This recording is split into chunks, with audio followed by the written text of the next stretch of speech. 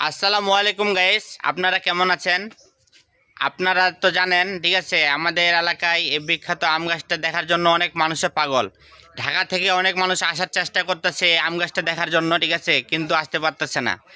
আমি আপনাদেরকে বলি, আপনারা ঠাকুরগাঁ জেলার ভিতরে আইসে যে কাউকে বলবেন যে বালিডাঙ্গি থানাতে একটা বিখ্যাত আম গাছ আছে, সেই আম গাছে দেখতে যাব।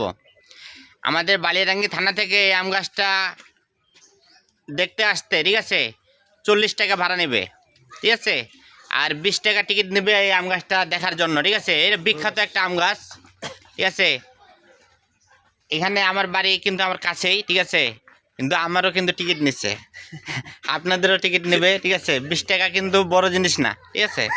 আপনারা জানেন যে মানুষের ভালোবাসাটাই বড় জিনিস।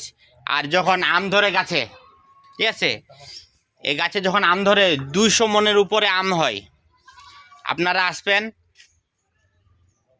ভালো মতো, ঠিক আছে, আনন্দ করে যাবেন, কিন্তু আম ছিঁড়তে পারবেন না, ঠিক আছে।